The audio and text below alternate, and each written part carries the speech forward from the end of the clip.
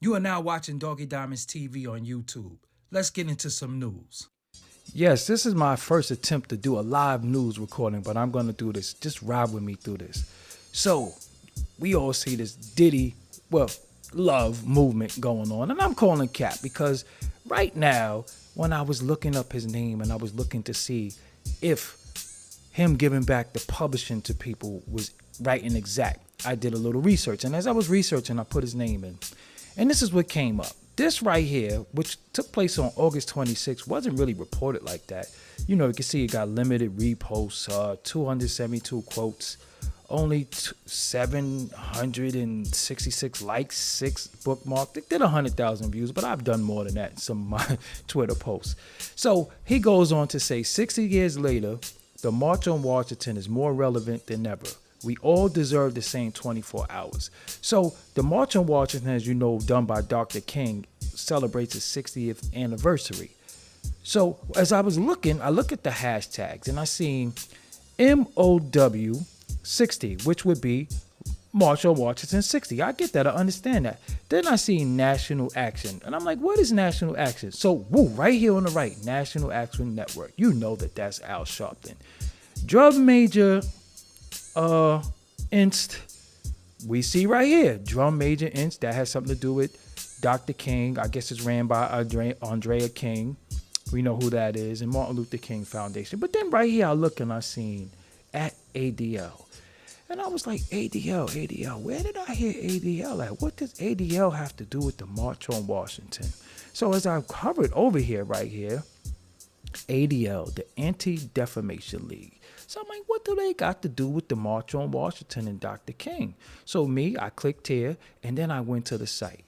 So when I went there, I just was scrolling because I've heard of them before. You know, they do, anytime you say anything about anybody of the Jewish faith, they come after you, right? So they're talking about, look, the Jewish community came together in solidarity with our black community partners and other allies to continue the pursuit of equal rights so once and for all, we could achieve Dr. King's dream. So as I'm sitting here and I'm looking at this and I'm like, what the hell do they have to do? Then I start seeing the NAACP, the National Action Network. Wow, I didn't know that they had a lot to do with this and they all came together to fulfill Martin Luther King's dream. When did this happen? What exactly is Martin Luther King's dream right now? So I'm realizing Diddy is doing the whole love movement and he's trying to clear his conscience. He has a lot of things on his name right now. And this whole thing to me is cap. And as I go further, I'm gonna go down my little my little slides I got prepared for you. He said this also on the 29th, which is just 2-3 days ago. Diddy won't stop fighting until the black community is no longer expected to accept crumbs. So now they did this thing called the Invest Fest 2023. And, you know, they all come and Earn Your Leisure and all these people come and they charge a whole bunch of money for which is basically like a seminar convention. And a whole bunch of people who has a lot of money go say these little buzzwords. That's why these words right here are highlighted. See, if you notice, look at the words that are in blue. The words that are in blue are the eye-catching words. So you got Sean Diddy Combs, which is him. Assets over liabilities. Something that we all want to say and we're going to say. Look, millionaires, which everybody want to be. Generational wealth. Something that everybody always saying. Look, why is Bad Boy Records highlighted? The Ciroc owner is highlighted. You see? Almighty Black Dollar. Just you don't even have to read the article, but he just made a song called Act Bad. He sells us liquor. We could keep going. So, Empower Global. Look at the words that is highlighted that's supposed to get us and motivate us subconsciously. Was created for the entrepreneurs of color. Look at that. Look at Revolt highlighted in blue. Revolt again in blue. Because if you look right here and you look at this, or every time you see something like this, this is called a hyperlink. Why is Revolt hyperlinked twice? We're on Revolt. We know we Revolt. An influential leader. What do they call people? Influencers. So Now he doesn't want the black community, the said black community that doesn't exist. Where is this black community that everybody talks about, right? Where is this place that I could go? If I wanted to go to the black community tomorrow, where am I going? And we're no longer accepting crumbs from who? Who are the people that's giving us crumbs? Who are the people that's blamed for taking our money and not giving us our just due?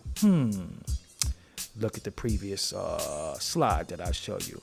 So what's happening now, to me, this is what's happening. He's dropping an album. So the Love album is coming. So it's all about love, peace, and happiness. And he has this star-studded album. And he has all these people on it. Look, Mary J. Blige, or the same cast of characters on the album. He's taking pictures in all red, which is kind of ironic because I don't think Suge and them would like that too much. But he's taking a picture in all red, and R&B is dead, and I'm coming back. This is my masterpiece. Blah blah blah blah blah blah blah.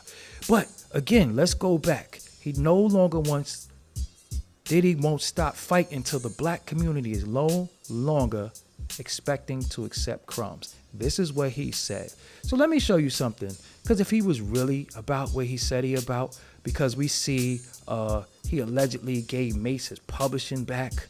Mace regained the rights to his publishing from Diddy, according to Cameron. I don't know if Mace said it, but according to Cameron, this is what he did. So he gave him back his publishing. It's a little asterisk next to a lot because we'll talk about that another time. Well, I'll tell y'all that another time. But for now, everybody's all giddy. He gave everybody back their publishing. Everybody got their publishing back, right? Everybody should celebrate. Not so fast, because you might not have known. A few years ago, you had something launched called the Legacy Program. And this is April of 2022. The Legacy Program. What is the Legacy Program? So let's look at the title. This is in Rolling Stone. Warner Universal Legacy acts will finally get royalty checks as labels wipe debts. Do you understand what I'm saying? Labels wipe the debt from artists. Sony became the first major to waive unrecouped advances last year. So let's read this really quick. Universal Music Group, and this is from 2022. It since then had probably been updated and improved. Universal Music Group, the largest record label, officially confirmed its new Goodwill program to wipe the unrecouped advances of some legacy acts and songwriters.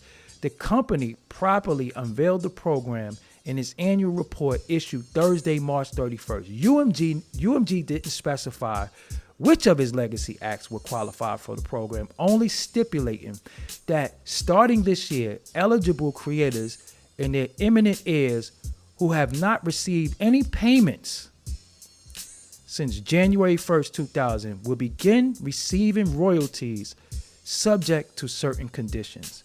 The label added that it will be contacting eligible artists and songwriters in the coming months. A rep for UMG did not immediately return Rolling Stone's request for comment on how eligibility is determined. So what this means is that if you sign to any of these big labels, look, Warner, Universal, Sony, prior to 2000, and you are in debt, you're unrecouped. What does unrecouped mean? You got allotted a certain amount a certain amount of money for your project, and they say you owe.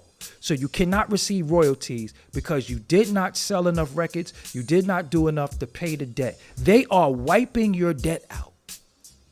If you were signed before the year 2000, they are wiping your debt out. So going forward from the year 2000,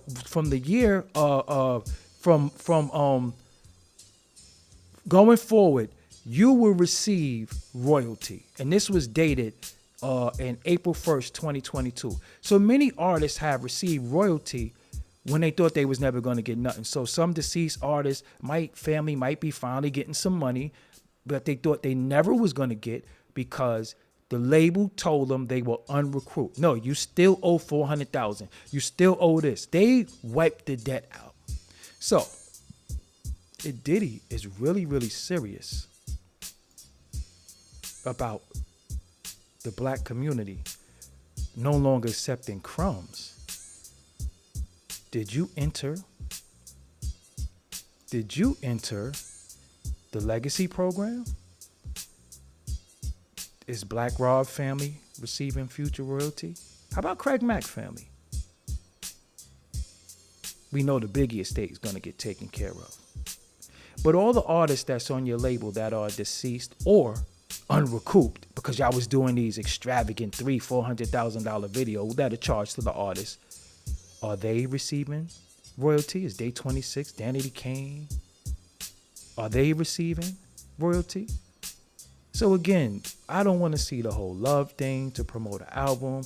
I don't want to see the love thing and you in the, sitting in the chair with these individuals, because again, in your post, this is who you put in your post. This is who you at reply. We're not putting this on you, and we don't got to listen to him because we know, just look at his face. You know what I'm saying? He cat master. You know what I'm saying? So we already know. So my question is, if you're really about love and giving people their publishing back, how about you give them their royalty? Because publishing and royalty is not the same thing.